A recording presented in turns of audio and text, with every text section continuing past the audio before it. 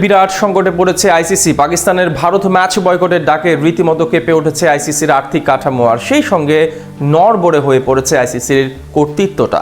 এতদিন যে সংস্থা শাসকের ভূমিকায় ছিল, আজ তারা টিকে থাকার লড়াইয়ে ব্যস্ত। আকুতি মিনতি করে ইঙ্গিত দিচ্ছে ক্রিকেটের ক্ষমতার কাঠামোতে বড় পরিবর্তনের। অন্যায় আর একক আধিপত্যের উপর গড়ে ওঠা ক্রিকেটের রাজত্ব কি তবে ভেঙে পড়ছে, সেটা নিয়ে বিস্তারিত আলোচনা থাকছে এই প্রতিবেদনে।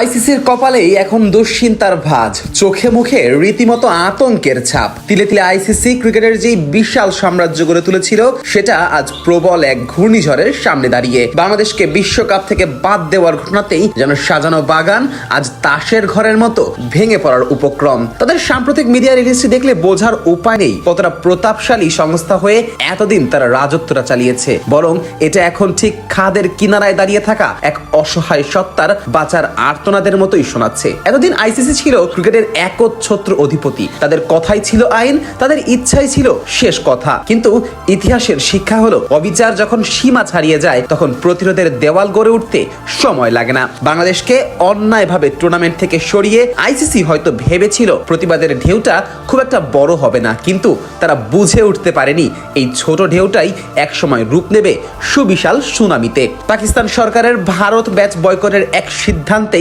আইসিসির পায়ের তলার মাটি সরে গেছে। কারণ আইসিসি খুব ভালো করেই জানে, বিশ্ব ক্রিকেটের এই বিশাল রাজপ্রাসাদটি দাঁড়িয়ে আছে মূলত ভারত পাকিস্তান ম্যাচের খুঁটির ওপর। সেই খুঁটি যদি সরে যায়, তবে ছাদ ভেঙে পড়তে বাধ্য।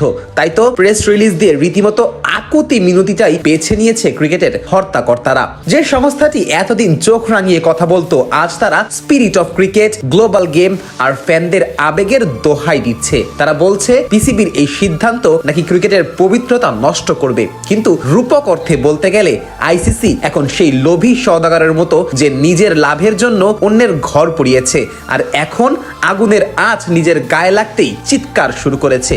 তারা এখন পিসিবিকে মনে করিয়ে দিচ্ছে এতে পাকিস্তানের ক্রিকেটের ক্ষতি হবে, অথচ তারা আসলে নিজেদের অস্তিত্ব রক্ষার আকুতি করছে। তারা এখন আলোচনায় বসার ডাক দিচ্ছে, কিন্তু ভুলে যাচ্ছে এর শুরুটা তো তারাই করেছিল। পুরো দুনিয়া জানে, ক্রিকেট বিশ্বকাপ যদি হয় একটি মহোৎসব, তবে ভারত পাকিস্তান ম্যাচ হলো সেই উৎসবের প্রাণ ভোমরা। হাজার হাজার কোটি টাকার স্পন্সরশিপ, টিভি সত্ত্ব আর কোটি কোটি দর্শকের চোখ থাকে শুধু এই একটি ম্যাচের দিকেই। আইসিসি জানে, বাঘহীন জঙ্গল যেমন নিছক এক বনভূমি, তেমনি ভারত পাকিস্তান লড়াই ছাড়া বিশ্বকাপও কেবল একটি প্রাণহীন টুর্নামেন্ট। এতে করে স্পন্সররা মুখ ফিরিয়ে নেবে, ব্রডকাস্টাররা ক্ষতিপূরণ চাইবে, আর ক্রিকেটের অর্থনীতিতে ধস নামবে। আর তাই তো আইসিসি আজ অনুনয় বিনয় করে প্রেস রিলিজ দিচ্ছে, কারণ তারা বুঝতে পেরেছে ক্রিকেটের রাজত্ব এখন আর তাদের একক ইশারায় চলবে না। ন্যায় বিচার আর সমতার প্রশ্নে এখন আর আপোষের সুযোগ নেই। তবে শেষ পর্যন্ত বিশ্বকাপ ইস্যুতে জল কোন দিকে গড়ায় সেটা হয়তো সময়ই বলে দেবে, কিন্তু এটুকু নিশ্চিত, আইসিসি আজ